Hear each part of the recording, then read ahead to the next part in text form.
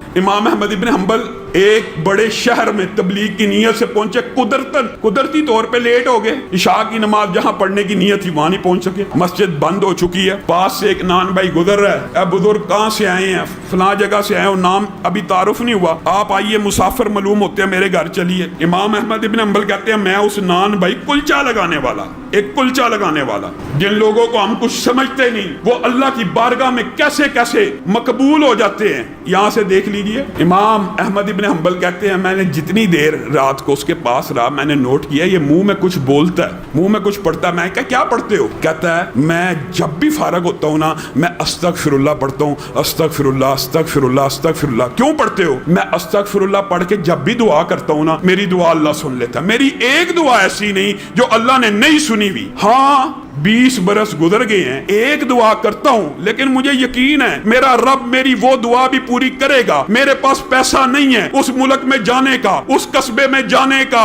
میں اللہ سے دعا کرتا ہوں موت سے پہلے امام احمد ابن حنبل کی زیارت کروا دے۔ امام احمد ابن حنبل رونا شروع ہو گئے، کہا اللہ نے، میں ہی امام احمد ابن حنبل ہوں، میرے کان سے پکڑ کر مجھے تیرے گھر میں پہنچا دی ہے۔ بتائیے انسان اللہ سے مانگ رہا ہے، جب اللہ سے مانگ رہا ہے تو کیا اس کو یہ وہم ہونا چاہیے اللہ نہیں سنے گا؟ یہ وہم دل سے نکالنا ہے، خلوص نیت سے۔ پھر دعا کی قبولیت کے اندر ایک جو بڑا سب سے بڑا فیکٹر ہے وہ یہ بھی ہے کہ انسان جتنا سچ بولنے والا ہوگا اتنی جلدی دعا، انسان کا رزق جتنا پکیزہ ہوگا اتنی جلدی دعا قبول ہوگی۔ اس کی دلیل کیا ہے؟ یہ بھی حدیث سے ثابت۔ نبی کریم صلی اللہ علیہ وسلم نے کہا ایک بندہ خانہ کعبہ کے اندر ہے، مسافر ہے، مسافر کی دعا قبول ہوتی ہے۔ جن لوگوں کی دعائیں قبول ہوتی ہیں نا، یہ بھی بات یاد رکھے، موضوع اصل میں طویل، اپنی بات کو مختصر کرتا ہوں انشاءاللہ، اس کے بعد تراویح پڑھتے ہیں۔ جن لوگوں کی دعا قبول ہوتی ہے ان میں مسافر شامل ہے، ان میں مظلوم شامل ہے، ان میں اللہ کے فضل و کرم سے ہم روزے دار شامل ہیں۔ روزے دار کی پورے دن کی دعا قبول ہوتی ہے۔